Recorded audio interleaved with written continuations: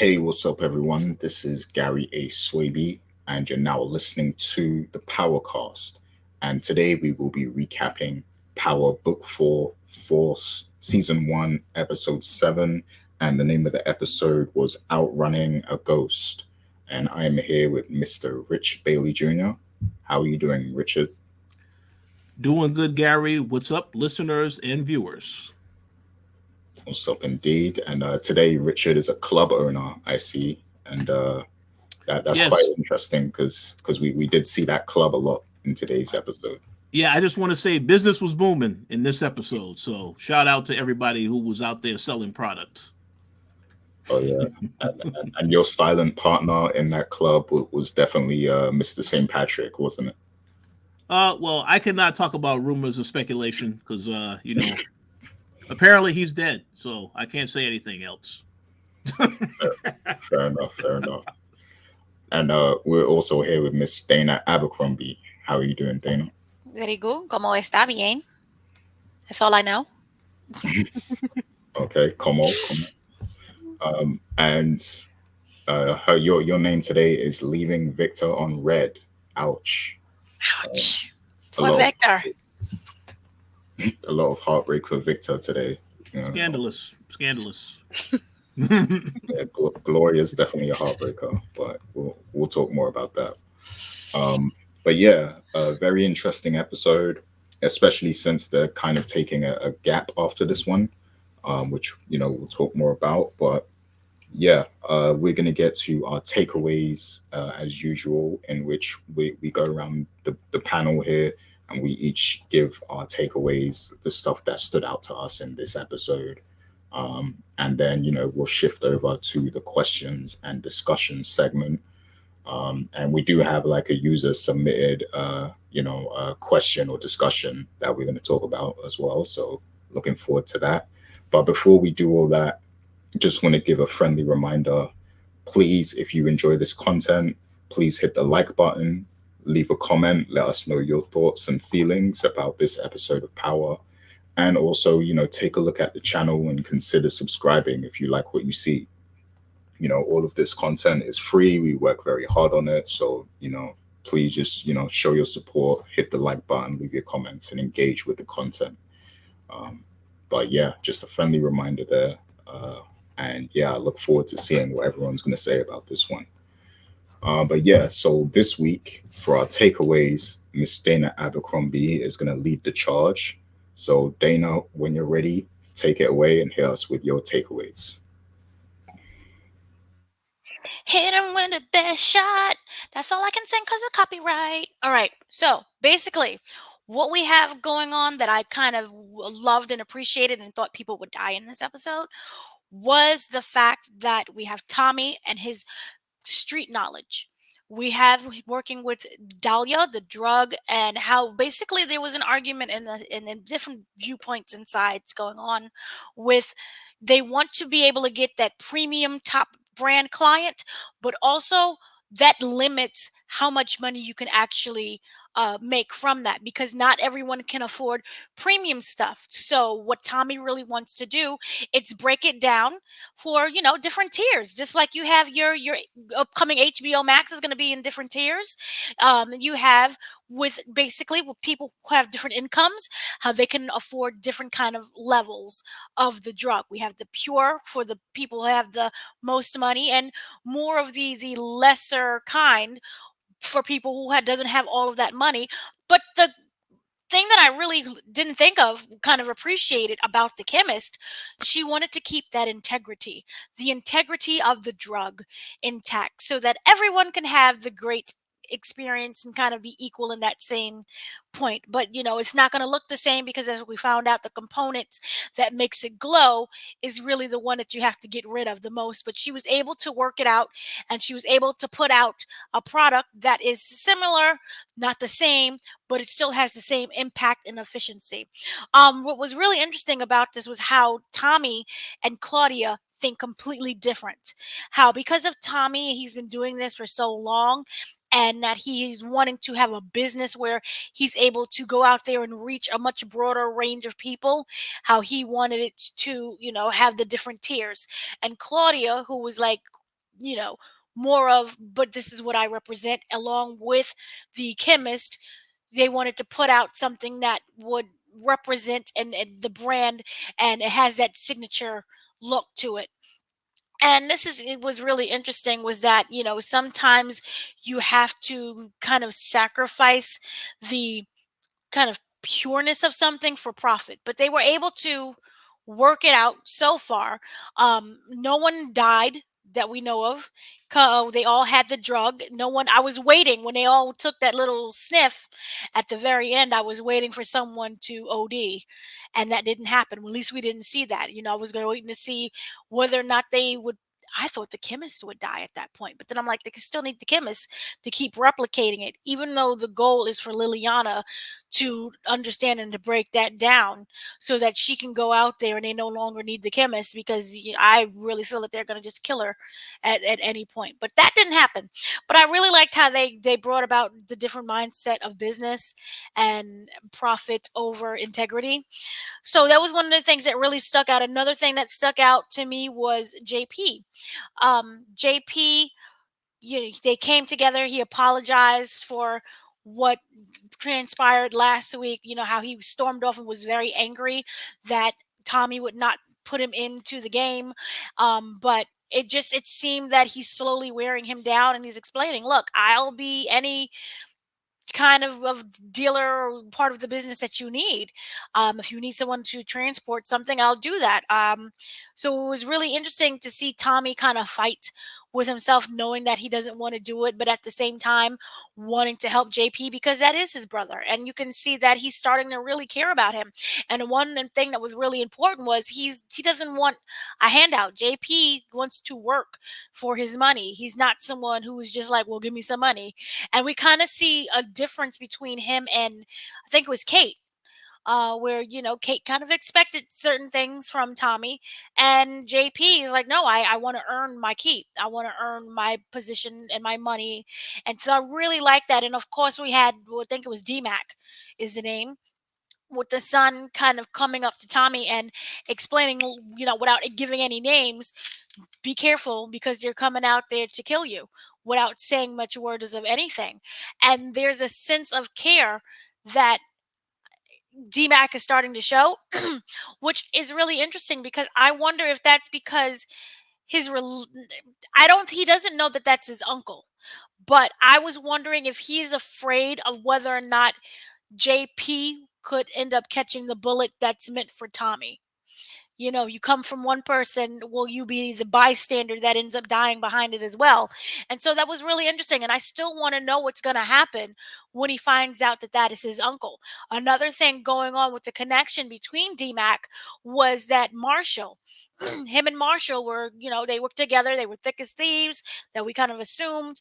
But obviously they're not anymore. They are completely separated. They had that fight. Marshall was really upset that he was left out. And you saw DMAC. Yep, DMAC. No. Yeah, you saw. Nope, I think I confused that. Sorry. DMAC attacked Marshall for leaving him out, and he was able to trace him through his social media, which, sorry, makes me wonder: is that going to be the thing that gets Marshall killed? Or Marshall found out in the end? Is because if he's leaving a trail where D Money can D Mac, I'm sorry, I don't know these, D Money Mac can find him. Richard, if he's leaving the social media trail where he's easy to be found out by anyone, will this end up leading to Marshall's downfall? Will he end up dying behind this? We've seen that in previous Power universes. I think the last one was with the one with I'm not sure which one, but the point is we've seen it before where we had other characters use social media and it did not go very well for them. The kind of the old school guys had to explain, don't put my picture on social media, what is wrong with you? So I wondered, will that kind of lead to his downfall, like I said? And one of the other interesting things is that Victor, last week I was really excited because Victor was growing his spine, he was growing his backbone, and it just kind of seemed like it wasn't strong enough, and it just disintegrated. and it wasn't there. Instead, he was trying to reach Gloria. He was really happy, woke up, oh, yay. And he looked at the note and then he was like, that sullen kind of Edward Cullen in the corner. No, she left me. And instead of trying to actively go out there and search for her, he instead, was like kept texting and calling, and then went to his father and was like, I always blamed you. And then at the end, he still blamed him. So it was like, I blamed you for what was going on with Gloria and taking the side. But at the end, it's kind of still your fault. So, and then he left with the, you may be my blood, but she is my home. And that was corny in a very Hallmark way. But I understand what they was trying to do. He genuinely loves Gloria, but if you genuinely love someone, won't you actively go out there and start searching? Won't you start looking, figuring out something? You have kind of these connections. I would be out there and kind of look. And also the conversation with his father, I would make sure to know that, this is still your fault. I'm very upset. And that I want nothing to do with you. I'm packing my bags and I'm actively leaving. I don't want to see you anymore. You're dead to me. But instead, he's like, she was my home, but you're just my blood. And that, again, the words. Gloria talked about this before. Words are not actions. I can say I love you, but I'm not showing you I love you, so you still feel unloved. That's kind of Gloria. Gloria, with Victor, I want to be with you. Words, but you're not actively going out there and being with me. You're not stepping away from your father. And still, again, he's acting like that child. And I just did not appreciate that at all. And kind of lastly, where it opened up with the whole, they basically had a nice, this episode was like showcase of the drugs, where all the girls, the couriers, kind of went out there and they went to the different clubs and hit up the different spots, and they would have, so that the men would have a sense of, they would have a taste, a dabble of the drug without them knowing, so without their consent. They were basically drugged. It was an episode where women drugged men the whole time. If you really look at it, if you get it really technical, the women, he didn't ask for a kiss or a hit. He was like, okay.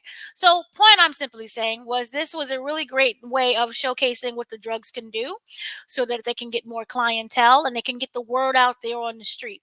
And I really liked how they set that up with everything that was going on. So those are my main takeaways. All right. Well, as always, excellent takeaways. And lots of stuff I can relate to there, particularly with Vic. I do agree he's been a bit too passive in terms of Gloria. He needs to step up and get a backbone, like you said. We'll touch a little more on that soon. But we are going to head over to Mr. Richard Bailey Jr. now and get his takeaways for this episode. So hit us, Rich. As always, excellent takeaways by Dana. Let me start off by saying that I thought the episode was okay. It did have some issues. I'll get into that. But first, I'm just going to go into my takeaways. So first and foremost, let me start off by saying on this show, we finally got the introduction of a new character working with CBI. The actor's name is Barton Fitzpatrick. He actually was on a show that I watched called The Shy. Of course, some things happened and he was taken off the show. I'm still a little angry about that because I liked his character Reg on that show. So I'm glad that he got a new opportunity. He's a good actor. I look forward to seeing what they do with his characters. So we'll see where that goes. Getting into the episode, let's talk about some stuff that I did enjoy. I liked this whole thing of Tommy and Liliana's trying to build some type of relationship with the chemist. And the thing about it in this episode that they teased is that their goal all along was to have Liliana learn the formula, and then eventually they would get rid of the chemist. But instead, they actually built a bond together by them spending so much time with the chemist. And, yes, it was a little awkward that Liliana also had to go out on this date that she had in the episode, but I get it. They wanted to basically show you that they are attempting to build the bond. And I think that that was put in the show specifically to basically give you an idea of some of the conflict that Ghost and Tommy had when they were trying to figure out whether or not they should kill Liliana. So basically having this situation where now Liliana and Tommy, who are really partners here, having to think about this whole strategy and deciding to keep her around, I think it was good to put that in there. So we'll see if it continues to last, because at the end of the episode, the chemist says, even though she was done with her, what they needed her for, that she was going to come back the next day. But we'll see if that actually continues going into the remaining episodes in the season. So that was good. The conversation between JP and Tommy in this episode, I also thought was good. As Dana alluded to earlier, the fact that Tommy does not want JP to get too close because of how negatively he can be impacted if he got deep into this drug game. So I appreciate that. But what I love about this conversation is JP once again bringing up Kate and the need to want to talk to Kate about all the stuff that's happening. And you see how adamant Tommy is about, yes, she never loved me. She loved another brother who was a ghost. Of course, referring to the fact that she loved Ghost more than she loved him.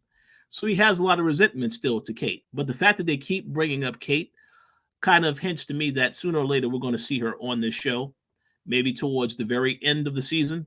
I have no idea because they only have about 3 episodes left. So, but I do think we're going to finally get some more details about what was going on with her when she decided to have JP and why she lied and why all this other stuff is happening with her character. So I look forward to seeing that because it feels like it's going to happen just because the fact that Tommy said, I don't want to have anything to do with her. And JP is adamant that he wants to talk to her and get some answers.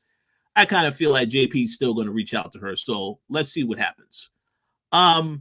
We also saw in this episode that Tommy and Claudia clashed on several things. Claudia has a certain vision for how she wants this drug to be presented. And she said before she did not want Vic finding out anything about the drug. But then later in this episode, you see that she had Vic. Actually, he was one of the people that was targeted to basically get drugged with this particular new drug, Daliah. So, and you saw that her and Tommy had a falling out about that immediately towards the end of this episode. So I kind of feel like Tommy, yes, he has the street knowledge, as Dana says, but he is still trying to control the situation. And this goes back to the discussion we had last week when Gary asked the very cool question of whether or not Claudia has the potential to basically be a main villain on this show. I mean, they're showing you some of the areas that make her a little weak, but the fact that she is still trying to be independent and do her own thing while still working with Tommy, and they had issues in this episode, lets you know this partnership is going to definitely have some further issues moving forward because it's about the expansion. So I look forward to seeing that. But yeah, to see that they're still clashing in this episode, even though they're working together, it lets you know this is not really going to be that rocky of a partnership. There's going to be some more things that happen that have both characters questioning their allegiance together. So I look forward to seeing what that's all about. A few other positives. We saw that in this episode, D-Mac warned Tommy to watch his back. Now, I want to give a shout out to, I believe it was Dana, and I believe you also mentioned Gary. The both of y'all said, if I recall, on the previous episode, D-Mac is probably going to warn Tommy about what's happening with Jenard. So that's an excellent prediction that y'all had. So I was glad to see that happen. Of course, we saw in this episode that D-Mac's hot-headed friend, they finally had their falling out. So I'm very curious to see what happens now. D-Mac obviously still hasn't really made it clear to anyone else that, yes, JP is his father. So it kind of leaves that open. But the fact that he warned Tommy, I find very interesting. So we'll see where that goes for sure. And then the last positive, and this is just my personal opinion. I'm pretty sure people will disagree with me, but I'm just going to say what I think. The CBI storyline, the ongoing struggle between Jenard and Diamond, to me, that is the best story on the show. I don't care about anything that's happening with the Flynns. I don't really care too much about Tommy. Yes, the Tommy stuff is interesting, but to me, seeing what's going to ultimately happen between these brothers, I think that is the most intriguing and most important storyline, because you saw in this episode that they have this whole Gary, Indiana. Wait, there goes Gary, Indiana right there. This whole plan about trying to expand and do all this other stuff. And Jenard is the one that decides to go behind Diamond's back and still pursue this venture. So it's very interesting to see where this is going to go. And then, of course, we had Freddie Gibbs show up on the show, playing a very creepy looking character. I'm looking forward to seeing where they're going with this direction. But the fact that Jenard is still power hungry, he still wants to be the one that's in charge, and he's doing things behind his brother's back. This leads to some very interesting things that could happen in the next couple of episodes. So I look forward to seeing that. So I give them props on all of that. Now let's get into the three main criticisms that I have of this episode in particularly. Okay, let's talk about Gloria and the fact that she isn't in this episode. Now, I'm okay if you decide not to have the character in the show. I mean, there's a current perception of how they portray the character that people don't like, because we've seen it in the comment section. But here is what my issue is. The Gloria character disappears and leaves Vic this message about, oh, well, you'll never change. From a writing standpoint, I have a problem with that, because last week we saw she was right in the middle of this attack when the Serbs did a drive-by on, basically Vic, and they tried to take him out, and she was the one protecting him. It would have made more sense for the note to be, that attack really shook me up. I need to take a break, and I will talk to you at another time. It would have made more sense and more believable for her to say that instead of to once again go back on and saying, oh, you'll never change. That makes absolutely no sense, because you was just involved in an attack. And Vic hasn't been honest and open with her about the fact of all this other stuff that's been going on with the Serbs. So I kind of feel like that would have been a better reason for her to not be on the episode, but instead they're once again rehashing the same thing, whereas she's not happy with what's going on with him. And I will also give a special shout out to our car mentor, Jeremiah, because I'm pretty sure he loved this episode, because he's been saying that Vic is a very weak character. And I had to laugh. Obviously, yes, you're depressed about what happened with Gloria. Yes, as Dana alluded to, the Hallmark line he gave his dad about, yes, she is my home, you're my blood. Yes, I thought that was corny as well. But I just think that the character is very weak. This whole episode, he was just down because Gloria is not there. And just my personal opinion, I really have a hard time understanding why they are propping up this character as if she is deserving of all of these things. And they haven't really presented anything to her, from my opinion, that really is important or even meaningful to the show itself. I feel like they could have done a lot more with the character. But again, it is what it is. And this is Power. So we'll see what happens next. But I think in terms of her disappearing, it would have made more sense for her to say, well, I don't really like what happened. You haven't been honest to me about what you're doing with the business. So I don't want to have anything to do with you right now. That would have made more sense, in my personal opinion. I may be the only one that thinks that, but that's my opinion. The other two criticisms. Adriana, the reporter, the crime reporter in the storyline. All I have to say is the direction they're going with that, I'm not a fan of that. I think that sucks. It would have been more convincing, I think, to have her be somewhat connected to what's happening with Diamond in this other cop officer that was investigating him. That would have been better and more believable, because we know that because of his involvement, because of Seamus, the cop's name, because of his involvement taking money from the Flynns, he had to distance himself from Diamond, because Diamond knows a lot of information about what he's doing. So it would have made more sense for him to get somebody to keep tabs on Diamond, because he couldn't do it. And that would have made a hell of a lot more sense. I don't know where they're going with the storyline with Diamond, obviously trying to write about, whereas one person is thinking about this as him having a redeeming story, but now Diamond is the main point of the story. And that's all that this newspaper or whatever, this media company, they're only concerned about exploiting that and basically catching him once again having a downfall within everything. So I kind of am not really a fan of that storyline. It just adds an extra layer onto the show that I don't really think is necessary. But again, we'll see what happens. And finally, the last criticism of the episode. In my personal opinion, I did not like how this episode ended at all. It was very cheesy to see everybody getting high. Now, once again, I know this entire episode, it was about them finding a form of the drug that was just basically different, untraceable, etc. And for them to finally get that and to be cheering at the end, that was great. But it's very cheesy to see everybody with the funny expressions, because they got high. We already know how the drug impacts people. We've seen it in every single episode where someone tries the drug, how crazy they look afterwards. I didn't need to see that again at the very end. But I just thought that was kind of lame, in my personal opinion. But with that said, overall, an okay episode of Power. I think a lot of build up, a lot of interesting things to give you an idea of what's ahead.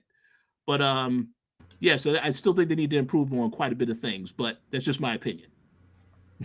Okay. I think Dana wanted to chime in on something you said. Was you going to say? Sorry. I just want to respectfully retort and say that actually the ending of them with the high and the same face, that was because they was doing the lesser quality. So the fact that they got high and it was the same face that we've seen throughout the show already, that would just to show you how equal those two drugs are, even though it's not of the same cut. And the genius is of that chemist, and that by letting her go right now is not something you want to do. Because remember, Liliana still hasn't technically learned how to replicate that. So that high was to show how great she is, what they did with the replication, even though she took out those three components that made the drug sparkle. I got you. And you know what? That's an excellent explanation, Dana. So, stars, you need to give this woman a lot of credit for explaining that better, because I didn't really get that. So the way you explained that's great. That makes sense. So I'm okay with it now. Then. And really quickly, I thought of something within my own criticism that might actually be good. Yeah. And the criticism that I had with Gloria and that whole, oh, you never change, and that whole thing, I don't think she sent that. What if she was kidnapped? We know that the father wants her gone no matter what. She won't take the money and she's not leaving before we knew that, right? And the whole time, remember with Paul, he was like, she's still there. So what better way than to say if she was going out for morning breakfast and they got her then and started sending those basic texts. Oh, you'll never change. Because the whole show, the whole town knows that Victor is never changing and he's still up under his father. So what happened? Those were basic texts. Yes. Oh, they were very basic. And you know what? You bring a very good point in that because we didn't see Polly in this episode at all. So if she was taken, we did when he got cancer. No. You're talking about Walter. I'm talking about the bodyguard, Polly. I don't recall seeing him. He was in there once. No, he was in there. He was in there. Yeah. Okay. So well, maybe that was a quick appearance. But yeah, I think that's a very good theory. Because that'll be great if that is what they do. I have no idea because this is obviously a weaker show than other Power shows, so I can't really tell. Some of the ideas they have don't come together. But that's an excellent explanation for why, because yes, you're right, the message did sound very basic. My only thought is that it would have made more sense if it was something alluding to the fact that we just got attacked, because that just happened in the previous episode. I think that would have made a more believable. So I hope you are right and that's what it was. But if it's not, man, I'm going to rip them to shreds the next time we talk about what they do with that character next. But I hope that you're right. Oh yeah, those are definitely some good theories. That would be very interesting if she was kidnapped. But yeah, I did have a question about that later, so we can expand on that a little more after. But yeah, I'm going to go ahead and give my takeaways. And there was actually quite a few things that Richard said that I kind of agree with as well. So, let me kind of just run through things and then I'll get to that. But yeah, excellent takeaways, Rich. So my takeaway, my first one is basically like, I just wanted to, highlight that I think it was interesting to see Tommy come up with that idea to kind of dumb down Daliah and make a street version of it, because it kind of leans into the experience that he has working with ghosts, like, because this is all stuff that they probably, had to decide on in their past, in their history. So like, I liked I liked to see that kind of journey that he went on in this episode, where he's kind of taking ownership of this business that he has with Claudia, and he's making this good idea and this decision that's gonna basically improve the future and the potential of the Daliah drug.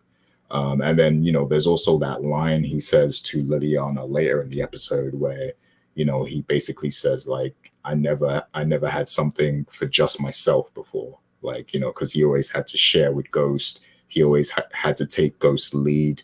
And then, you know, at one time, Kanan was involved as well. So it's like he never really had something that he could control, like just control. So, you know, I kind of liked that how this episode showed that. But what was you going to say something? I was going to say, I don't want to cut you off, but as Dana would allude to with the connections, this is the reason for the title, Outrunning a Ghost, because he's outrunning Ghost's shadow. Yeah, exactly. Yeah. So, But go ahead. Yeah, exactly what you said. He's still kind of living in Ghost's shadow, and you know now he wants to like carve out his own path, like, you know, with this new business venture that he's taken out. And I guess this is what he wanted to achieve when he was assembling the Avengers with Diamond and Vic and everyone else. But you know, that kind of fell apart. But now through Claudia, he has this new venture that he's working on, and you know, it gives him that opportunity once again to seize that power and, you know, become his own, you know, boss, his own leader. The only problem there is that he's still in a partnership, like he's still in this with Claudia. So I'm wondering if this is going to lead to any conflicts between the two in the near future. You know, because there could be times where Tommy wants things done his way, but Claudia wants things done her way. And like I was saying last week, you know, her ruthless side hasn't fully materialized itself. It's there, but she's not at that, you know, pro level of ruthlessness yet. But I do think it's brewing within her, and at some point she's going to want as much control as Tommy does. So, you know, I think that can lead to a lot of conflicts later on.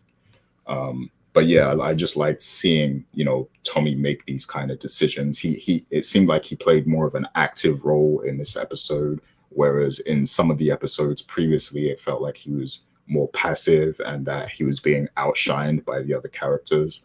But in this one, he kind of stood out a bit more, you know, because of this idea that he had. And yeah, it was cool to see as well that the chemist she actually is like, she's fully in the mix now. And the whole bonding she did with Liliana and everything. And now, you know, she's on board, like she wants to be part of the team now, it seems like. So I liked, you know, how they played on that as well, and her going on the date and Liliana having to follow her and everything. Like, and that was funny because I thought Liliana was just going to be like sitting across the room watching or something. I didn't know she was going to actually sit at the table, you know, during the date. Like, that's awkward as hell. But yeah, all of that was cool to see. So there's a mounting tension that has been brewing between Diamond and Jenard, and we're starting to really see that peak now. You know, there was two things. So there was you know, there was obviously the Gary, Indiana, which is named after me, by the way. You know, so that city is my city. But yeah, Jenard obviously chose to go behind Diamond's back and make that move. You know, after they'd already discussed it, and Diamond wasn't fond of the idea, but they decided to do it anyway behind his back. And of course, you know, Jenard met with Freddie Gibbs, who is from Indiana in real life, by the way. So I guess that's why they hired him for this role, because that is his city. So yeah, like, you know, and that eye was crazy. Like, I don't know what they're doing with that eye. Me and Rich was talking about that. Like, that eye looks very creepy. You think so too, Dana? I see that face you made. I'm just saying certain things you cannot say. What crazy? You can't say crazy? I'm just saying certain things you cannot say. Is Oh, that his eye? No, it's not his real eye. It's not his real eye. That's not his eye at all? No, they added that. You know, I confused him with. Okay, so I know nothing about music or the industry. I confused him with the Fetty Wap. Oh yeah, nah, yeah, they're different. Okay, then yeah, that was a very good prosthetic. Yeah, it was fake. You know. Oh, I didn't know. Well, he's a veteran. You can't say anything about veterans. Come on, man. I watch my mouth. I'm British. I got a potty mouth. We speak from the heart, so I'm sorry. But yeah. it was interesting seeing Freddie Gibbs in there, of course.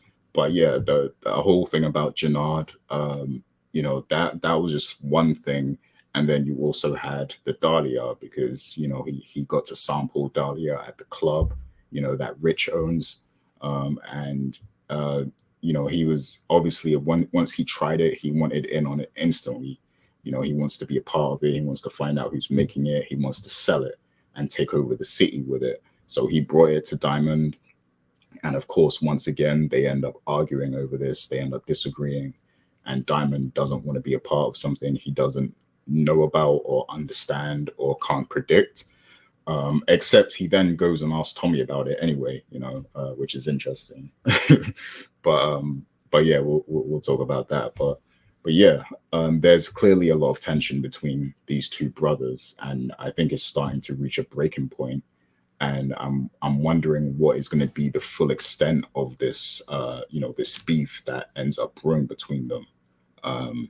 Is it going to lead to violence? Is it going to lead to a separation in the crew?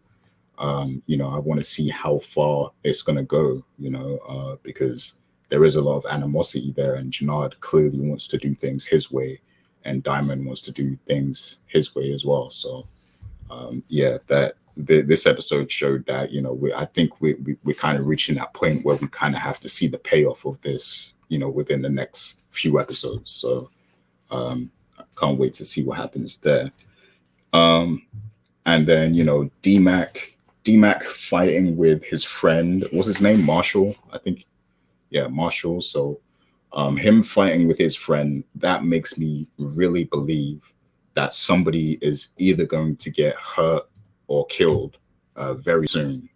Because, there was also a part in that scene where Marshall specifically mentions the jazz club. Like, the fact that he specifically mentioned it, it makes me think, okay, is he going to go back there? Is he going to go and cause some trouble there? Or, maybe D-Mac follows Tommy there, and then Marshall is following D-Mac, and then he just ends up, coming out and shooting everybody.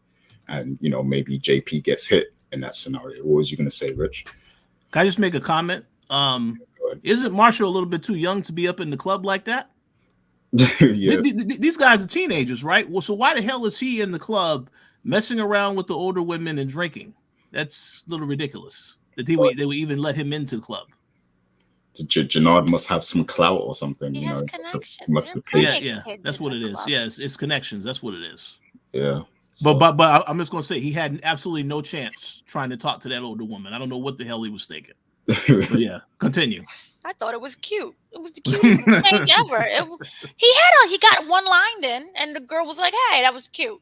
Yep, and then right after that, my other good friend Barton Fitzpatrick ended up getting the girl. So it is what it is. Yeah.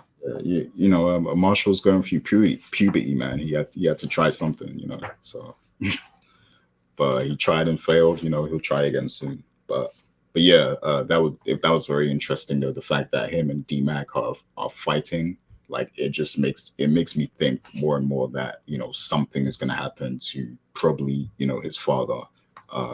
So yeah, I at this point I don't think JP will die this season. Like, just because it seems like they're setting up a lot of different things with the character. Like, they're setting up a Kate angle.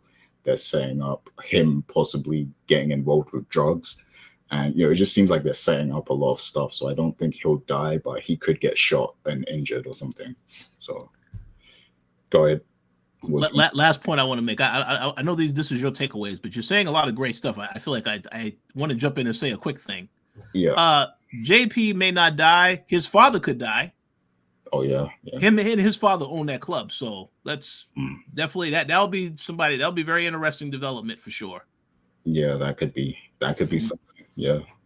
Maybe they both get shot up in a car or something together, and JP gets shot and his father dies. So. And I think Dana was going to say something. I was going to say something, and then I realized it was stupid. It was to Kate will blame him, but then I'm like, no, that doesn't make any sense because she won't even acknowledge him. She won't acknowledge him, but if something happens to the father, I wonder if she would be back. But I don't know. We don't know how deep her relationship was with him. because I don't know. Yeah, I got a question about her, so we'll definitely touch on that a bit more. Um, but yeah, so other than that, uh, yeah, so now that Lauren has successfully made that street version of Daliah, um, I'm trying to think of what Tommy's next play could be. So, like, the obvious thing would be for him to go back to the Avengers, Diamond, Vic, Jenard, and be like, look, I'm behind this new drug. I need to, I need distribution. I need to get this spread throughout the city. So, can you guys, can we get the Avengers back together and can we continue to sell this product? That would be the obvious thing for him to do. But I'm wondering, because we still haven't seen anything about the Yardies. We've seen them be mentioned. We've seen some lower level grunts that they had in an earlier episode, but we haven't seen who the actual, Yardie teams are. So maybe he might go to them first and we finally see, who's behind that crew. Because he might not be ready to let everyone know that he's behind Daliah yet. And I guess another option he has is to send Liliana, like maybe, if he doesn't want his face on the product, he could send Liliana or somebody else to kind of reach out to those other people if he doesn't want them to know. But also the conversation he had with Diamond, like the way Tommy was looking at him, it made me think that maybe he'll change his mind and let Diamond know. Eventually, like maybe he'll come clean and let him know that it is his product, and maybe he'll decide to cut him in, and maybe this leads to Diamond and Jenard like separating or something. Like maybe Diamond does it on his own, it could be, or maybe he partners up with Tommy's crew, like maybe he gets brought into the mix somehow. But yeah, like there's several interesting possibilities there with the street version, because now that they've got the street version, they're going to need a way to sell it, to get rid of it and make that money. So who is he going to approach? He's going to have to approach someone at this point. So that's going to be interesting to see in episode 8, I think.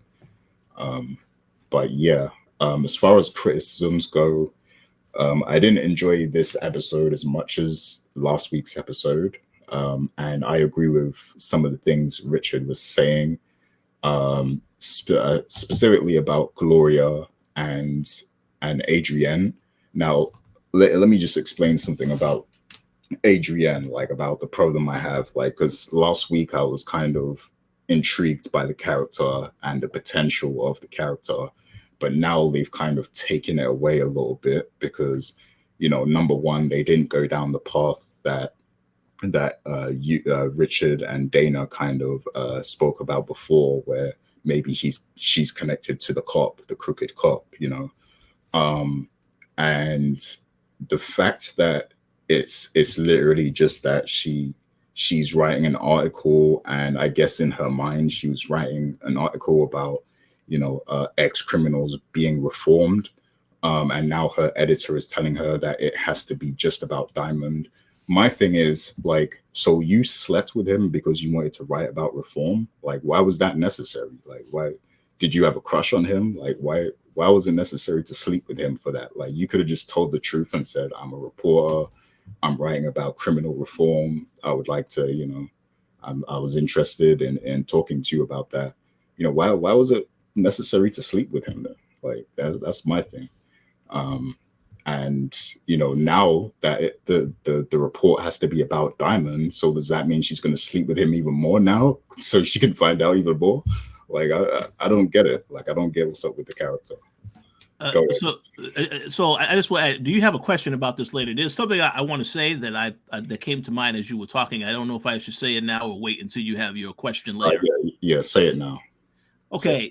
The only reason I think this storyline works now with the whole thing about her having to investigate Diamond and they want to try to catch him, what is he doing now? What is he doing now? The only way I think that this is going to work now would be if Diamond does, because he does have access to this new drug. You say she tries a drug, maybe she ODs and she dies. now they have a direct connection to say he is behind this. That's the only reason I think that would work out in the storyline right now. Other than that, it doesn't make any sense. That's all I just was going to say. Go ahead, Dana. Yeah, go ahead, Dana. Okay, so here's the thing. What happened was what I think is the original story was to get that Pulitzer about the rise and fall and then rise and fall again of Diamond. But because she started getting feelings, getting all hot and bothered, and oh my gosh, and then cheeks started slapping, I think that's when she wanted to change it about reform, because it doesn't make any sense, as Richard pointed out, for this to be about reform, but then you sleep with him. I think that even if he was to come up to Diamond and be like, hello, I'm a reporter from, I don't know, Halamays, and I want to do a story about you and police reform and how, you've gotten out of jail, you've been in there for 15 years, what is your experience like? He might have been open to that. I mean, he came out there not with the mindset of I want to go back and be a drug dealer. Even if you look at him now, he's being kind of cautious at how he moves. So I think if you would have said that, and then also the fact that there's a reporter that's now also watching me, it would have helped him get on the straight and narrow. So he would have been more adamant to say, yes, here's my story, and come and follow me. And I think that's originally what happened, but she started catching the feelings, and oh my God, emotions. And then now all of a sudden it's like, no, it's about reform. I just want to say, hey, I guess breakfast does that to people. I guess that's why breakfast is an important meal of the day. Well, no. Yeah, what you said could be very much true, Dana. My thing is, like, there's going to be consequences. It's like, okay, so if she succeeds and she writes this article and puts it out, and Diamond sees it, he's gonna know that she's a reporter then, and then he's gonna find her and be like, why did you lie to me? Why didn't you tell me? So it's like, what I just don't understand why you wouldn't, be open up front, in that case. My whole issue with this is that it's a storyline that could be a throwaway storyline. I don't know how this is going to play out. Maybe how Richard says that, she ODs and it ends up bringing him down and brings more spotlight on Daliah. But just really just seems like this is not necessarily, like, this could have been easily for season 2. But right now it seems like this show is trying to juggle everything at you all at once, and it's dropping balls. The balls are falling. I agree with that for sure. Yeah. Like I think that in itself is a very interesting story, like having a reporter be a character. Like, I think that in itself is a very interesting concept, but it's just the implementation of this. I'm not feeling it at the moment, but maybe maybe it's going somewhere and we just aren't seeing it. Yeah, I don't know, but it feels like you're trying to do everything. Remember with The Wire, how each season had an actual theme that you followed? It seems like we're taking all of the themes and putting it all together. Here's a mafia family, and here's a relationship with the guy. He's not growing a backbone, and how you have that relationship and navigate, and ties of your father, and what's happening with the children. And then on top of that, we have, oh, I just got released from prison. Am I going to be reformed or not? And then you have the brother storyline about brother versus brother. So it's just a lot of things that's fighting for attention, and it's not being equal. So I think that what they did and what they have forth was a good idea. My problem is the execution. Exactly. Yeah, like there's definitely great themes here. It's just I feel like they needed to pace things better, because a lot of these things could have been left for later seasons. And the marketing is off, because we all was like the Tommy Show, and it's like Tommy is like, again, he's not the main guy if you really look at it. I want the Tommy Show. I'm kind of sad about this. Yeah, and you can argue that some of these supporting characters are more interesting than Tommy at the moment. You could make that. Ooh, so. Shots fired. Pew, pew, pew. Yeah. But yeah, that's pretty much, my takeaways, my criticisms. It wasn't the worst episode, but it wasn't the best either. So yeah, did it, like, okay, one thing I will say as well, because you guys mentioned the last scene, like, okay, yeah, I understand what Dana was saying about them getting high and stuff, and it was necessary to show, because they made the new version of the drug. that is true, but I just feel like they shouldn't have ended on that. They shouldn't have ended on that scene, because it doesn't get me, like, they're about to take a break. It doesn't get me excited to come back to the show after that 1 week break. Like, it doesn't get me excited at all. Like, so I feel like there could have been a better scene to end on. But yeah, that's just me. But yeah, go ahead.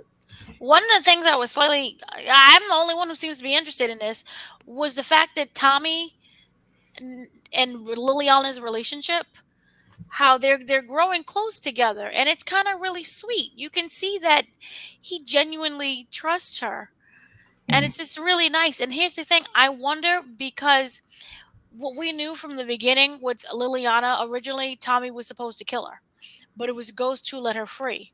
I wonder if that is going to be a full circle moment with Liliana and the chemist. I hate how they set up their relationship. I honestly, yes, you can say they played it for laughs by having her right there at the date.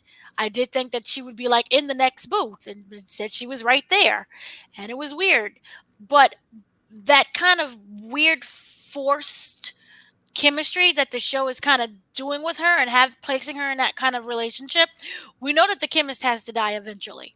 I wonder if it's going to be a pay it forward moment where it's Liliana who saves the chemist, even though it seems like Liliana is the one who wants to kill the chemist. I don't know. I just want to say that's a very good point. And to go to what you said about liking the chemistry between Tommy and Liliana and how they are growing together.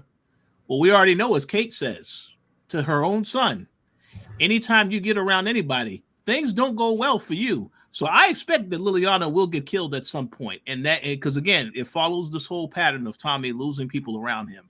So unfortunately, that is going to happen.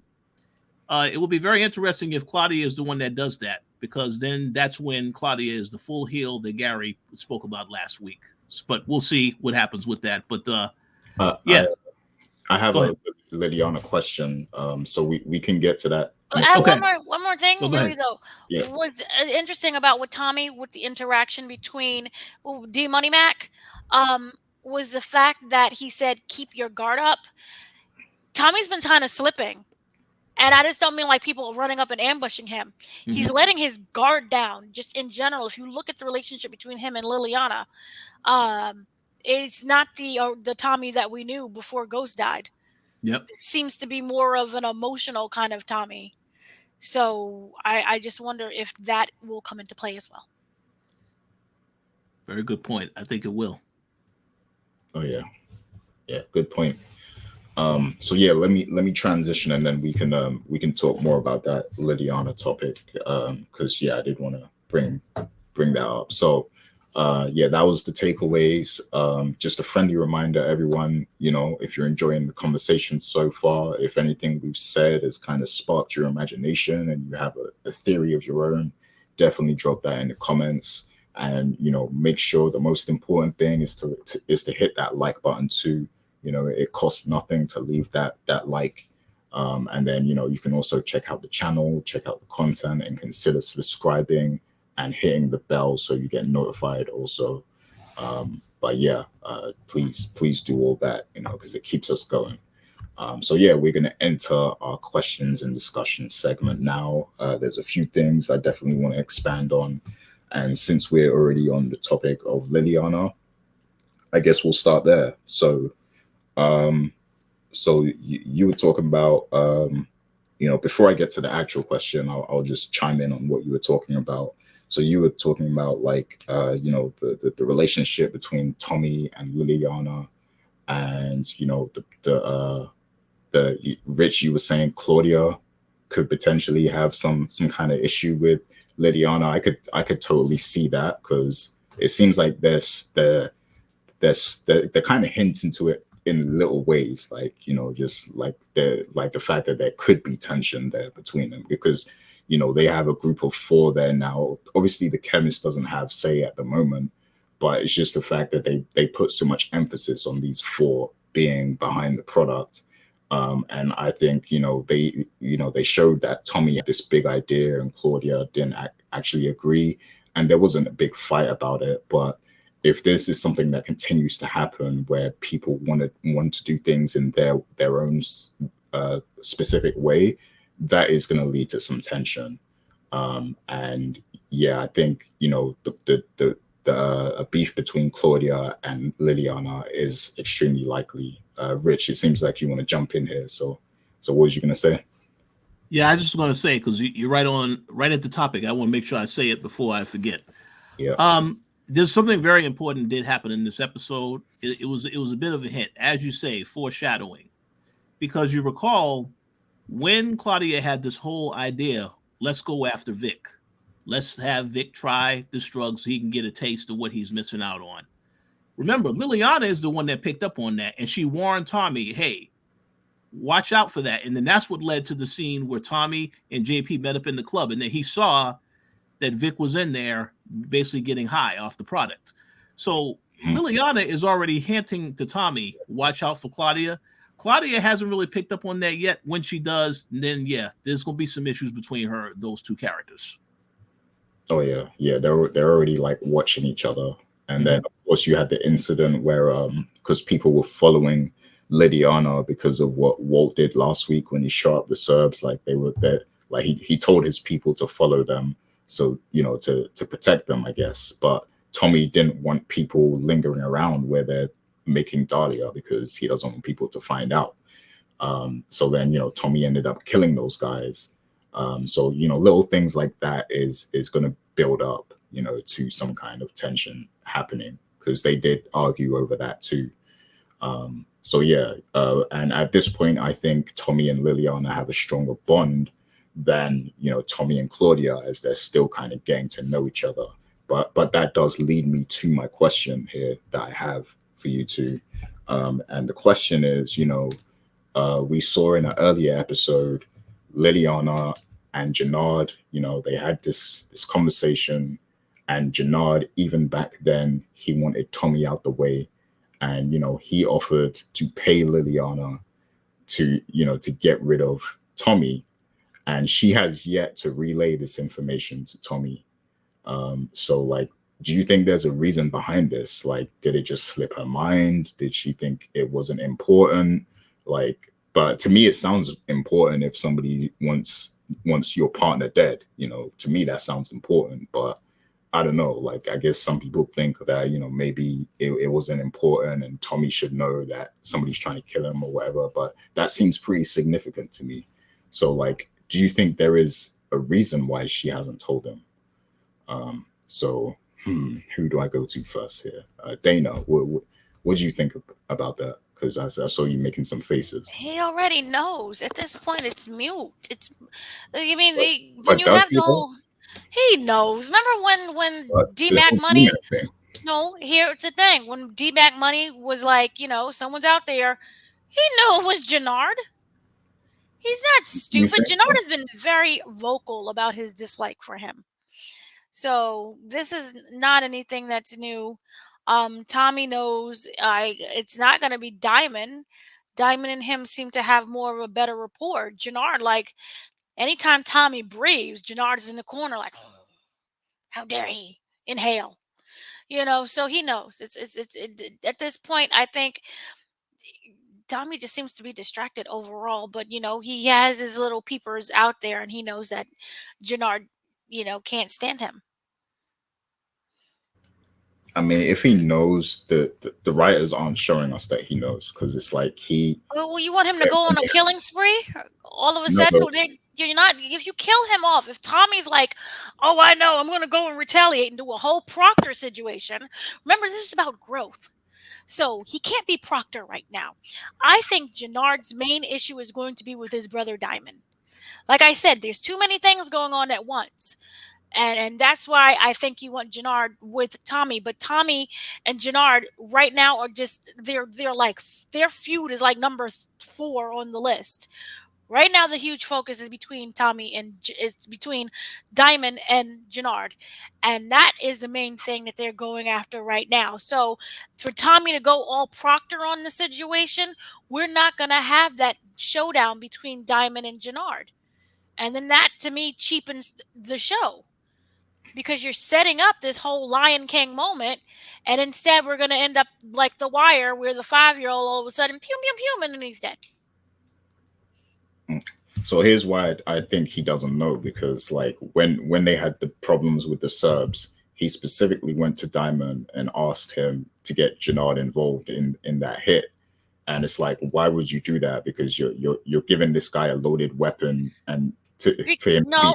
Here's the thing. When it's like, if you look at the world right now, okay, we might be going into World War III. When sometimes countries have to team up with each other that may not like each other or have dissed each other in the past for the greater good of things. So at that moment, yes, you can say, why would you tag with Jenard when Jenard hates you, clearly? At this moment, the bigger issue, you both have a problem with the Serbs. The Serbs are going to come after both of you. So in order to nip that in the bud, you have to come together. And we've seen that before with the whole Power universe. If you looked at, remember the Super Friends, when 50 Cent, when Kanan and Tommy and Ghost were all trying to kill each other, they had to team up together in order to take out a much bigger threat. So with this, I felt that was more of the case. That was more of the more pressing issue. And then later on, we can go back to fighting. Well, even during the wars, friendly fire was a big thing. Like people were like killing people in their own squad. Okay, here's the thing. You have a brother. So siblings fight, right? But if I was to come and start attacking your brother, you would come and beat me along with your brother, because that's your brother. But that's blood. Like him and like Tommy and Jenard on blood. Oh my God! You're purposely stating you don't get the point in order for your point to not make any sense. No, you understand what I'm saying. You have to basically form an you have to form an ally in order to. The enemy of my enemy is also my enemy with the enemies. Yeah. I mean, we'll let the listeners chime in. You know, it's okay to disagree here. We can agree to disagree. I'm not disagreeing. I'm just stating facts. I don't think he knows, but you know, he knows. What do you think, though, Rich? Chime in. Well, to be quite honest, I think that the question you asked, to me, it exposed another flaw with this episode. Mm-hmm. I'm sorry, I got to say this. So D-Mac warns Tommy earlier in the episode that keep his guard up. Somebody's probably coming after him. And Tommy makes the question, oh, what is it? Is it Diamond or Jenard that's coming after me? Okay. Here's the thing. Why later in this episode, when he meets up with Diamond, he doesn't say, oh, so I hear something's up. Somebody in your crew is coming after me. You don't tell everybody what you know.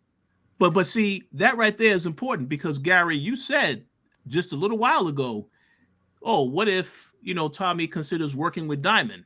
I think he would consider working with him, but now you have to question, well, what's going on? Why am I getting warned by D-Mac to watch my back? Is somebody working for Diamond has beef with me? That's why I question, why didn't he plant that seed? Because that would have started the doubt of Diamond wondering what's going on with Jenard. Is he behind this? And that didn't happen in this episode. So it makes me curious what's going to happen, because I think the question you asked, Gary, was a very good question about why Liliana hasn't said anything yet. Maybe Liliana, obviously, she likes working with Tommy. They have a good thing going. They're all about business right now, so she doesn't feel the need to say anything. But it does beg the question of, why didn't Tommy say anything to Diamond when he met up with him at that point in time, to create doubt in what's happening between Diamond and Jenard? So something must be happening. And I think that she is going to eventually say something to Tommy about this later, but she didn't say nothing yet. So, but I think right now she's focused on business, so she doesn't feel the need to say anything to him worrying about Jenard. But that might change later. We have to see what happens. So here's where you are right a little bit, Dana, because yeah, like Tommy knows that there's going to be people after him, because when you're in the streets, that's the thing. People are going to be jealous. They're going to be envious. There's going to be people who want you dead that you don't know. So he knows that, but he doesn't know it specifically Jenard, in my opinion. Like that's all I'm saying. He doesn't know it's specifically him. He knows it's Jenard. You can feel that he knows it's Jenard. Somebody always angry looking at you and mean mugging you in the corner. And even the response, oh, Jenard. He But knows. the thing, okay, so when Jenard came in the truck and shot them up, he would have known it was him then. Like when, well, I guess he didn't know who that was. Nobody knew who that was. But I will say this: whoever it was, they obviously got Merkovic shook because that character is nowhere on this episode. He still is out off somewhere in trying to get ready to come back. So he obviously was scared with that drive-by. Yeah. What's a tacky drive-by? Yeah, I don't know, but like, so just to address the question more directly, do you think there is like a specific reason why she didn't say it, or like why she hadn't said it? She's busy. I think right now she wants to see how this business thing plays out. I think if Tommy was to take more of an interest in building something with Claudia, then Liliana would reconsider. But I think right now her bond with Tommy is strong. So she's not really trying to complicate that. I don't really know what the other reasoning is. It still feels to me like, even though Dana's not going to want to hear this, it still feels to me like there's going to be another interaction between Liliana and Jenard. I mean, I think those characters will interact again. Now, I'm not saying they're going to hook up. I'm saying there's going to probably be another interaction between those two. But we'll see what happens. Yeah, I think so too. Otherwise, they wouldn't have planted that seed in the first place, I think. Yeah. Just as long as she's not going to sleep with anyone. She doesn't have to sleep with him, but she doesn't. She doesn't have to do that. It's just all business. I don't think she cares. And the whole thing with Tommy, remember, they were trying to kill each other in the very beginning. And yes, you could say that their relationship is slowly evolving, but then you can even still make the argument that, other people trying to, yep. I just going to say one correction, Dana. This is Power. Nothing is ever slow. It's always fast. Because the episode 2, Liliana and Tommy fighting each other. By episode 3 and 4, we're partners now. So see, they work real fast. See, you learned this through wrestling. Remember? Anytime you have a feud, the next day we friends. Yep. Mm-hmm. Remember Big Boss Man and the whole situation with the Big Show? Yes. Drag that man's grandfather out of the grave, and the next thing they teaming up. Yeah, you're right. Absolutely. There you go. Sorry. So, sidetrack. So I'm just simply saying that right now, what Jenard has, what everyone is doing is just a lot at this time. And so, yeah, you can think, Pookie is trying to kill me in the back. But at the main time, am I going to be stuck worrying about Pookie this whole time? Or am I going to go out there and make my money? Because no matter at the end of the day, even if you never had a Jenard in the picture, there's always going to be a Jenard. But you have to still keep doing you. And like I said, because there's so many storylines, I would prefer brother and brother deal with their situation. Because that just it cuts out what we want as fans by having Tommy go all Proctor on the situation. And one last point I will make for you, Gary, to try to answer your question also again. Mm.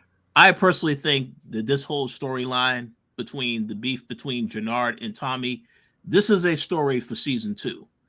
As I believe Dana mentioned, Tommy, or you, I think it would be both of y'all mentioned, Tommy may end up working with Diamond. That may lead to a split. And then it's going to be a conflict because then he's going to find out, Jenard is the one that's been trying to come after and kill me. Now I can't really do nothing because I'm working with Diamond. He is now working with me as well. It's going to be bad for business if I do something to Jenard because I'm working with Diamond. That's probably a storyline for season 2. That's the one thing I can think of because they only have 3 episodes left in the season. So I kind of feel like they have a lot of things going on the show now, as Dana said. So that's probably something that they're going to prolong into season 2. But we'll have to see. I don't know what their plan is. Yeah, that's a point. I think they're definitely setting this whole thing up. And that's the red herring also, because remember the whole situation with Dre. And Dre, at the end, he was set on fire by a prisoner. Nobody forgot about Dre. But yeah, so I definitely, I think Dana was alluding to this, but I think that Liliana, she could be keeping her options open. Like she might be, one of those people who doesn't get carried doesn't get led by her feelings and her partnerships. So like maybe although she's teaming with Tommy, maybe her, she's not married to the situation. Maybe her soul isn't married to the situation, and she's keeping her options open to maybe work with other people if another opportunity comes by. So maybe that's why she didn't tell him. Mm-hmm. So yeah, that could be a thing. And remember, she originally started out just trying to survive. And if you look at the chemist is not a part of the team. The chemist is dragged there against her own will, where she's just trying to survive. So she's putting on that happy face and, yay, let's go. I did it, guys. Please don't kill me. That's all she's trying to do. They're just all trying to survive. Liliana is like, hey, let me go on. This whole thing could be an act. And at the end of the day, it's Liliana who ends up trying to face off against Tommy. Because at the very beginning, it was Tommy who was gun-ho and trying to kill her. Hey, remember what Tommy said? You ain't going nowhere. You working with me. There you go. Nobody you asked. You ain't going nowhere. Yeah. No one said, pretty please, can you come? We can make money together. It'll be fun. Yep. No. Remember, Liliana attacked him originally because she thought he was trying to kill her. And then later on, he came back and attacked her. And literally, if you look at it this way, if he never found the drugs, she would have dead. But she would have been dead. Yeah. She just happened to live just by pure circumstance. Mm-hmm. And I also think that like they could do the typical power thing, and she could casually mention it later on, just in a conversation, like, oh yeah, by the way, Jenard, he paid me to kill you. So it could still happen. And he'll be like, yeah, no. Did you take the money? What's going on?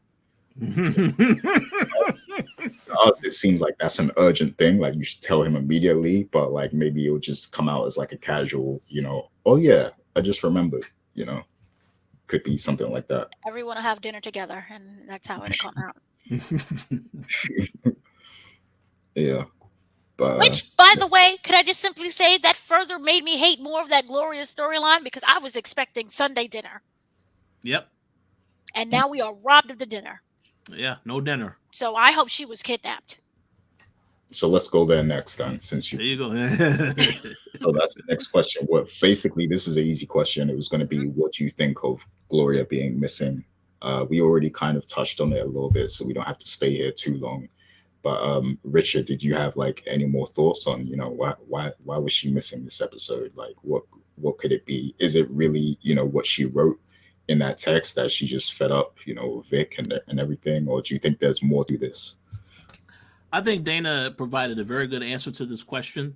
And I'm hoping that she is correct in that something happened to Gloria. She was kidnapped or whatever.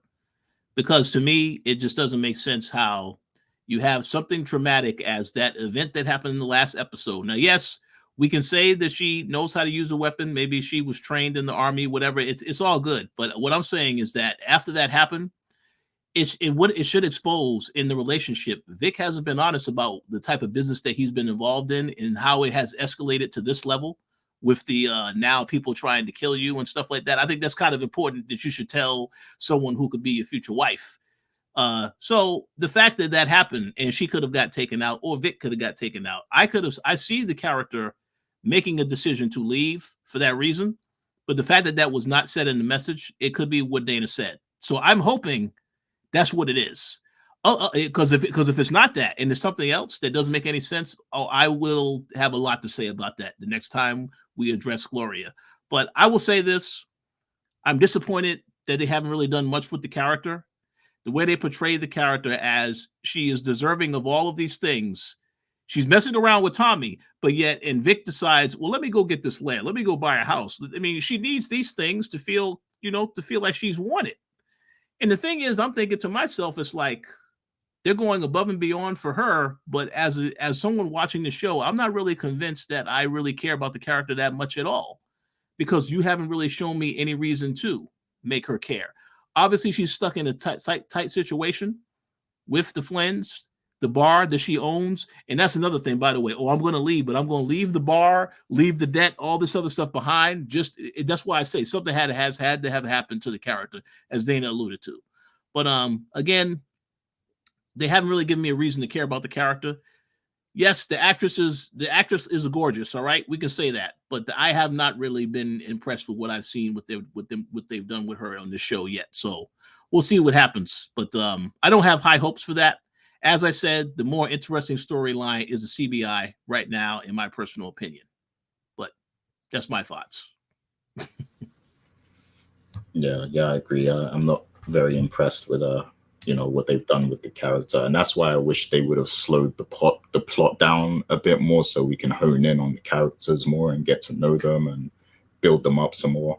But yeah, I agree that it feels weird that she just up and vanishes, like that, and leaving behind all her responsibilities with the bar and everything. So.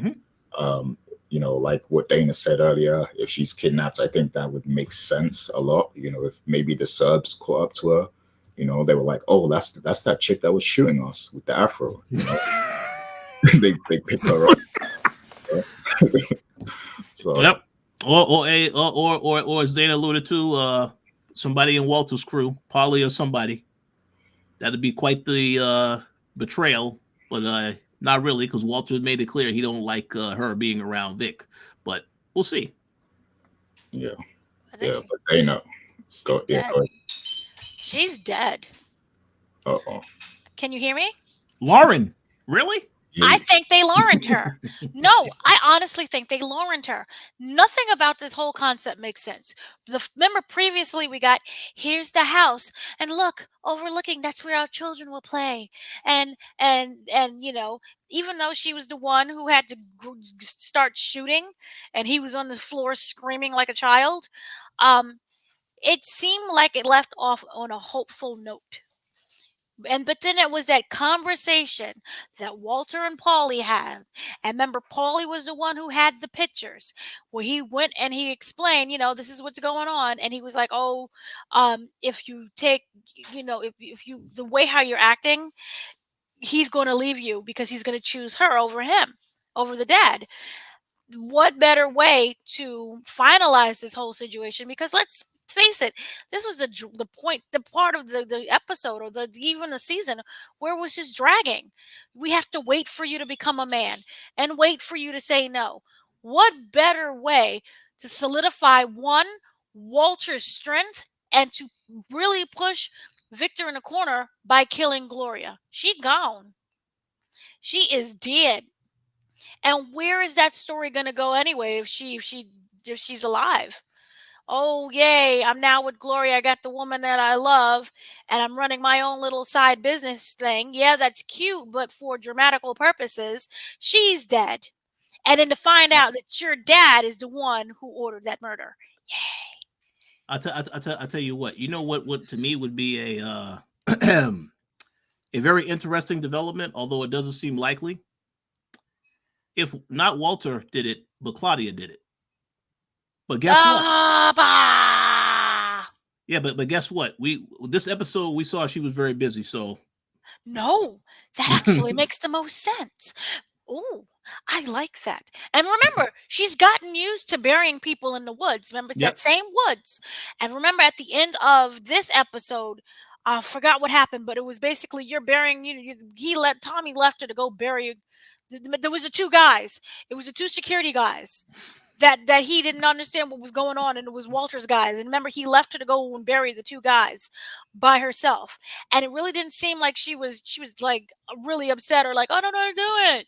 It seemed like something that she was like, okay, and she manned up at that point, and she did it. I think she already took care of Claudia because she was the one who's like, here's the money, here's the deed, everything we know. And she's like, no, I'm not leaving.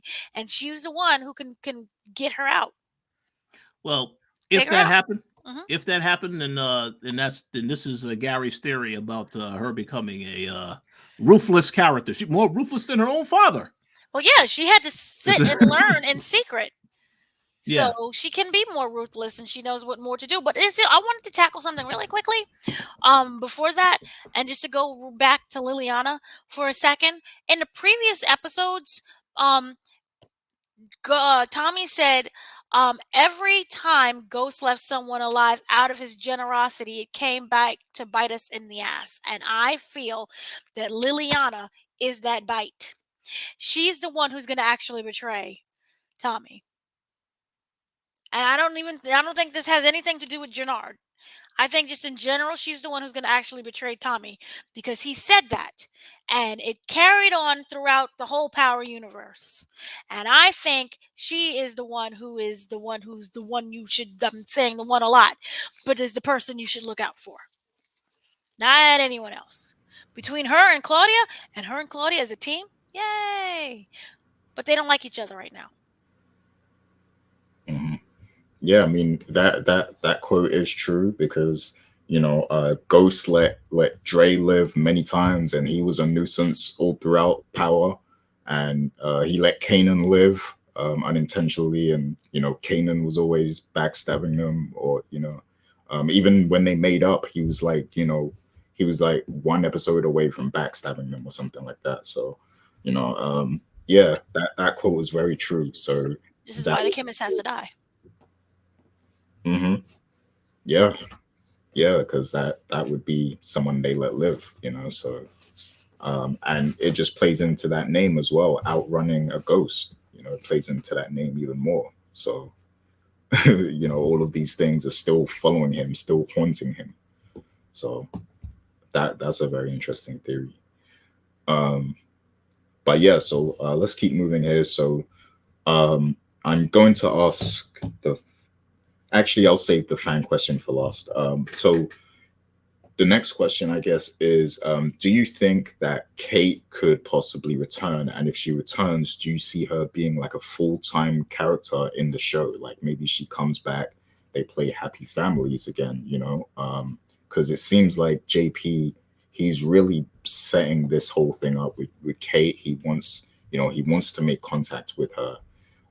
And of course, there's some history with his father there too. So do you think they're potentially setting up a return for that character? And if they are, is it just going to be one episode and she's out again, or could you see her maybe being a big part of season 2? Maybe. So who should I go to first? You're both making faces, kind of. So, what do you think, Dana? First of all, This is when I finally get my family dinner. So I'm very excited for this. But I want her to come, just start dropping some bombs, and then leave. That's all I want. and she could drop some big bombs as well. Like she could say stuff about Tommy, about Tommy, with the JP. whole JP situation, the dads, because they have the dads, both of them. Also remember her mother is had a stroke. That's the reason why she's still up in the hospital. She's not dead, she's alive, but she's in that the thingy. Would you put the thingy in with the people? That he had to So get home or whatever. the home. So that whole situation can come into play there. But I'm very very much wanting to know what's going on with why are the kids not raised together? Because remember how he said, "Oh, she cut the umbilical cord and left." What happened if she didn't? What happened if the dad was actually a tyrant? And what maybe if he's not the actual baby daddy? We don't know what's really going on with the situation. So I want my dinner and then she can go. There's no reason for her to be a permanent staple in this show. Okay. Yeah. I definitely feel like we're owed an appearance for her, whether it's long term or not. Just because it also, going back to this reoccurring thing, is another, outrunning Ghost thing, because we know that she loved Ghost pretty much, like she loved him like he was hers, like she loved him like it was her first son, like basically. So, and he left her some money or whatever, in his will. So she has that love for Ghost, and that annoys Tommy, I think. So I think it will play into the theme as well of Tommy trying to leave behind that past, but Ghost always haunting him and coming back, So I think it would be great for Kate to return, just because of that. And then also, like Dana, you just mentioned, her Tommy's grandma, she's still alive, so there's still that there. Like, why wouldn't you come back to see your mother if she's about to die, maybe, or maybe she does die and then she has to come back, so there's that in the mix as well. But Rich, do you have any thoughts on this? Yeah, I think those are great points. I think I kind of feel like as a fan watching the show, you deserve answers on why Kate lied about the grandmother still being alive and why she abandoned JP. So I kind of feel like she needs to come back, even if it's for a short period of time. And let me also add this point in here as well. We know that Tommy doesn't really like Kate because of she lied, all this other stuff. But the reality of the situation is that Tommy is in very, very deep water right now because you still have Merkovich, who still wants him dead. I kind of feel like when she comes back, if she is coming back in the middle of all of this, and let's say that they decide to attack Tommy where he's at, I kind of think he's going to still want to protect his mom, make sure she doesn't get killed. He doesn't like her, but I mean, I kind of feel like he would definitely want to. If he felt as though something happened where they take a shot at her or whatever, you're still going to be trying to, you don't want that to happen to her. I kind of feel like that would kick in because, again, it's still his mom. Yes, they have a bad relationship. I just don't think he would want her to die. Like, he can say, oh, yeah, she should die. But if she physically was to die, I think that would still mess him up to a degree. But again, we'll see. But I think the main thing here is that I know y'all made comments earlier in this episode about, yes, the fact that, you mentioned the name of the other character earlier, Gary, D-Mac's friend.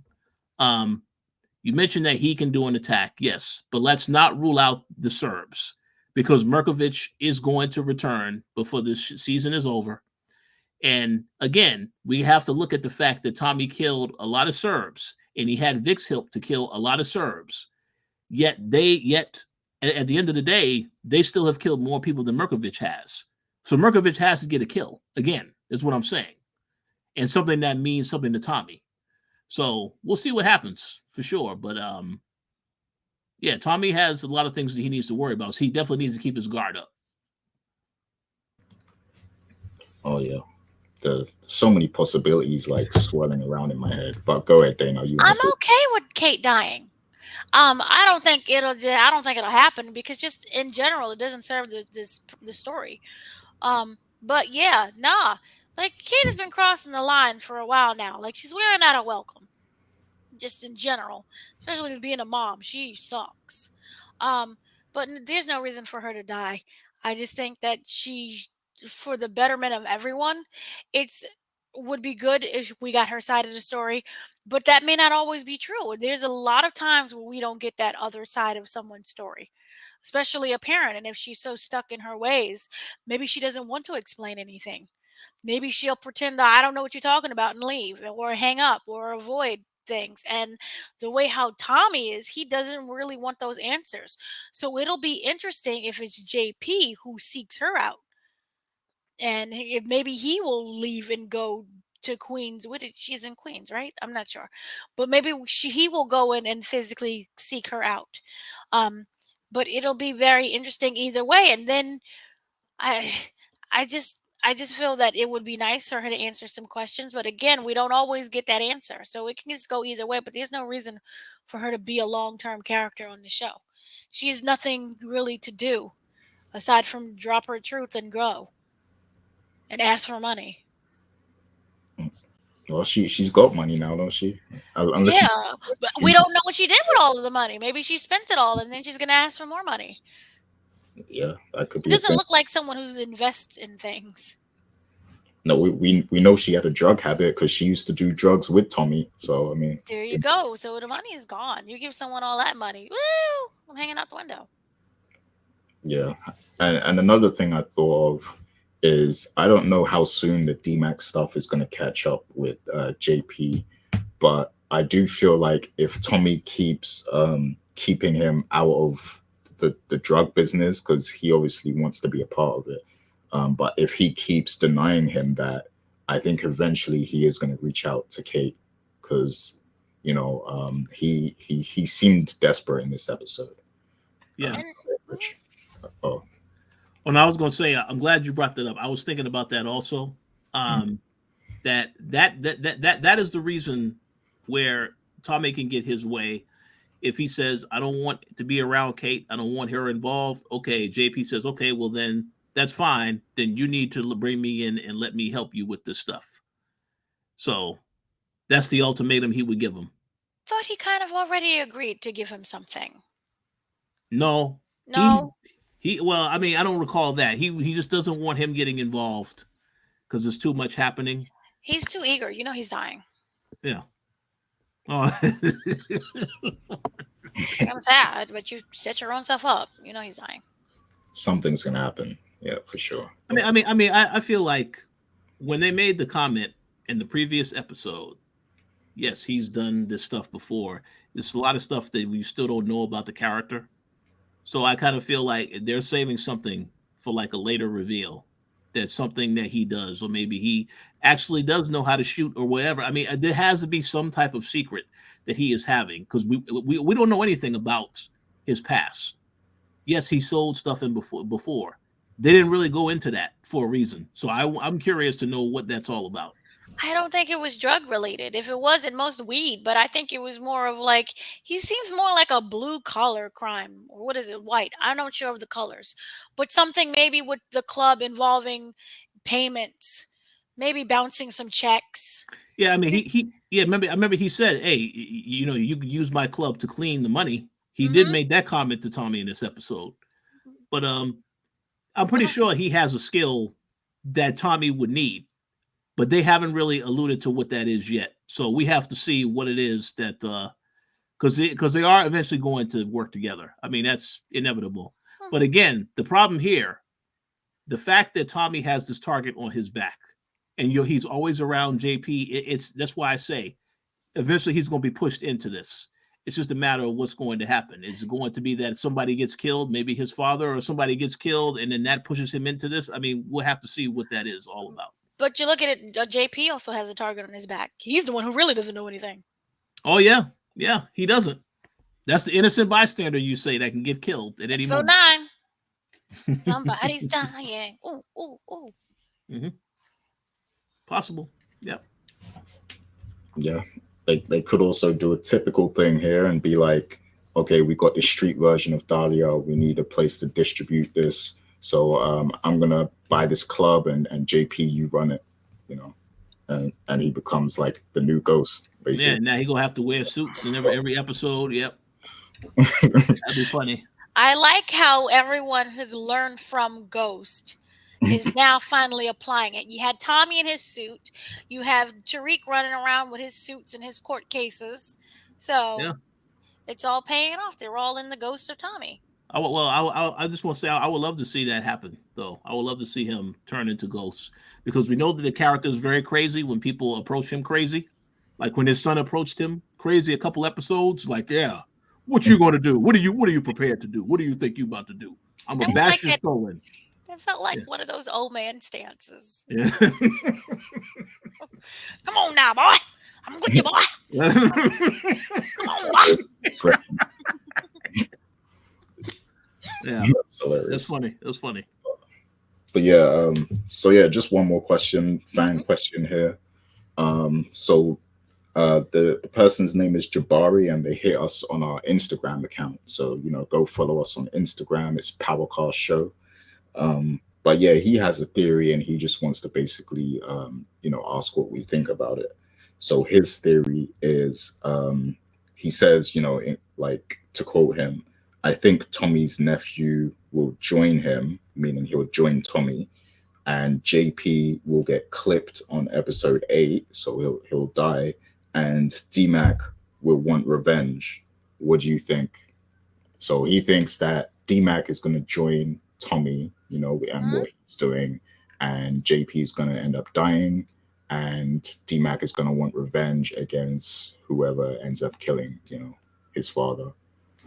So that that plays into what we've been talking about. So let me know what you think. Go ahead, Rich. You're unmuted.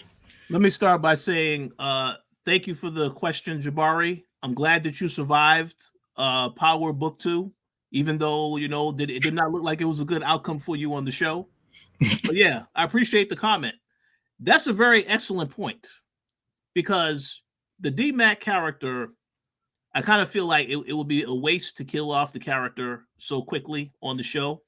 Dana mentioned that there could be some innocent people that get killed. We already know D-Mac is going to have beef with his friend now, so that's a guarantee. So for that to escalate, something has to happen. That friend has to do something to him, whether it's him or someone in the family.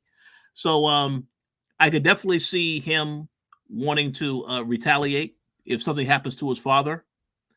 And that'll be very interesting, I would say, because again, I don't think that he's going to ever have a chance to really. Now, if that happens in episode 8, I will say this though: I don't think that him and his father are going to ever have a reconciliation moment, because that's literally like 2 episodes from now, and that'll make it even more tragic, actually.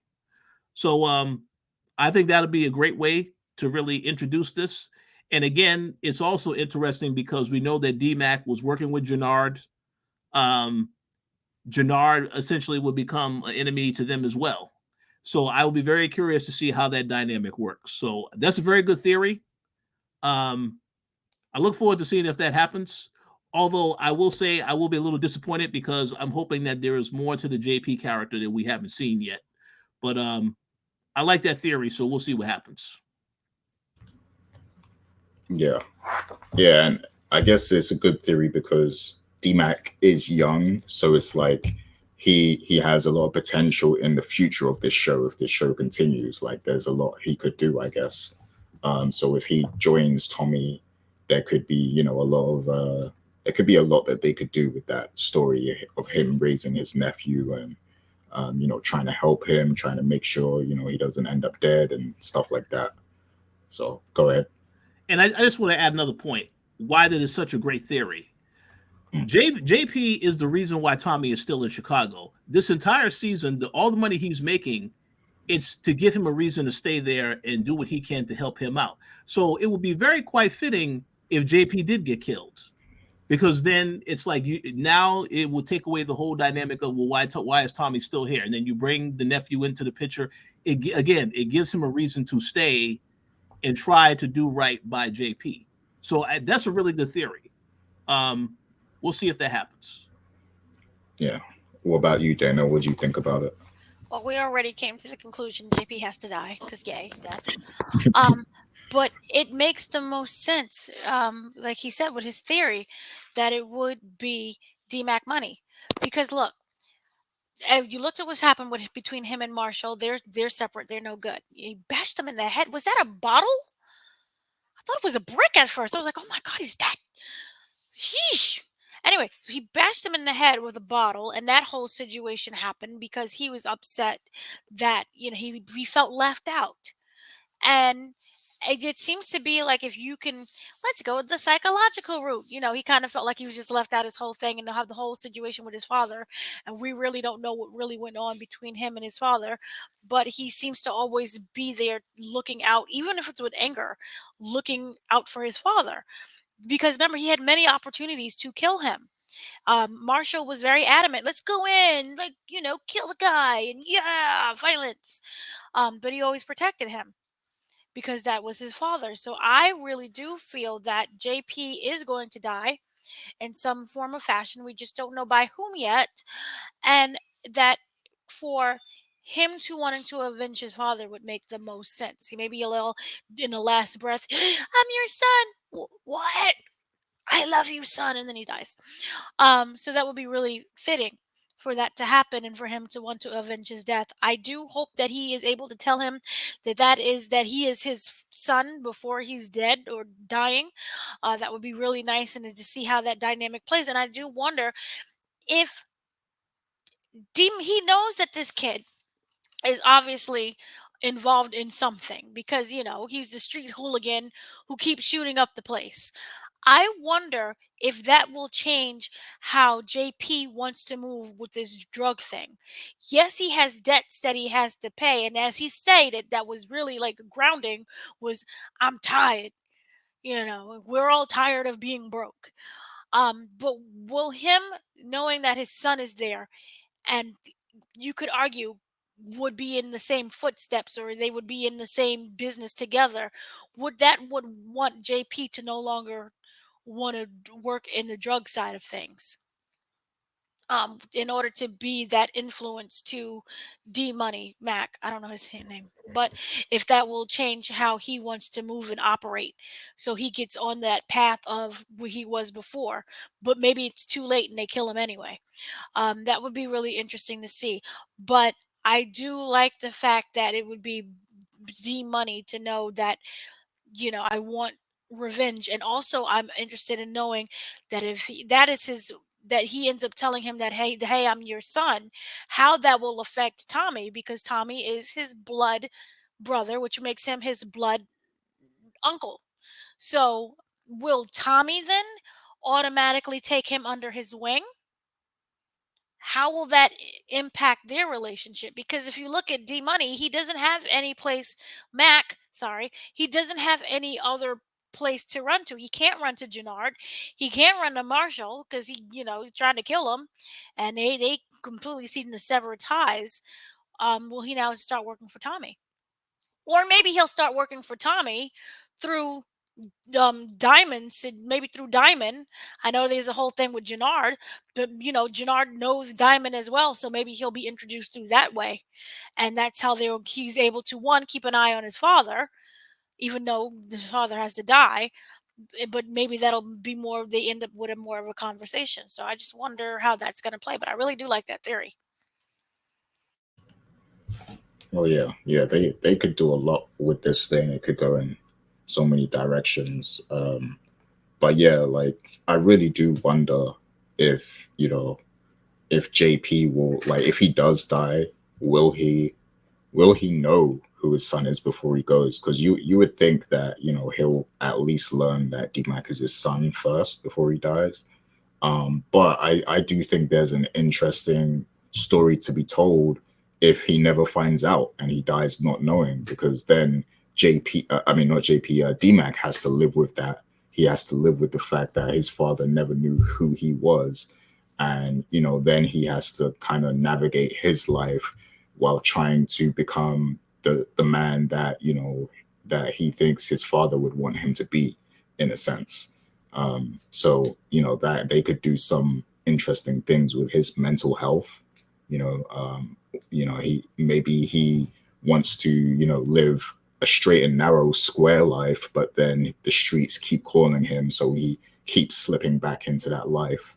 But then he ends up regretting it because he feels like he's doing damage to the legacy of his father, I guess. So I think there's an interesting angle of JP dying and never knowing who his son was. But, I guess it would be more heartwarming to see them united and see JP, actually learning who his son is before his demise, I guess. But yeah, any final thoughts on that though, before we before we wrap it up? Oh no, I think that's a great theory. So I mean, I'm looking forward to seeing if that actually, if that actually happens. But yeah, that's a very good theory. And once again, thank you for sending that that question in. Yeah. And everyone, you can send your questions. You can send them to email. It's powercast@thekoalition.com, coalition with a K. You can also just DM us, whether on IG or on Twitter. And sometimes we read out the comments that we get too. So if you leave a really good comment, we might just make that part of our discussion too. So definitely drop those comments, hit the like button too. And yeah, we'll try to make more of an effort to read out some stuff, in our discussion. But that is going to be it for this week. So we'll get a real quick round of shout outs before we get out of here. So Dana, you got any shout outs for us?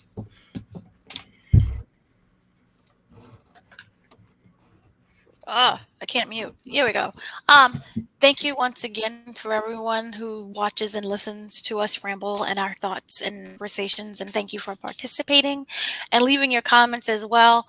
We will have a lot more interviews and talks about what's going on with Power, and also just in general, we do a lot of interviews with movies and TV shows, a lot of things that are coming up. So stay tuned for that. What I can physically talk about is we have a whole bunch of Halo coming, we have Morias coming, and we have the big Moon Night, the Night of Moon.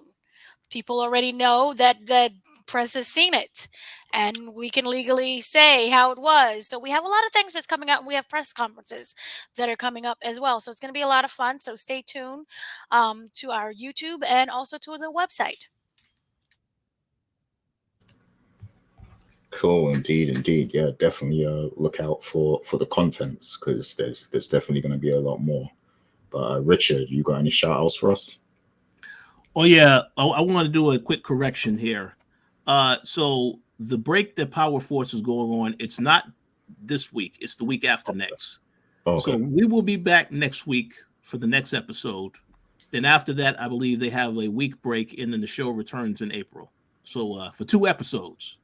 So if you want to complain about that break, send stars all your letters and emails and angry comments.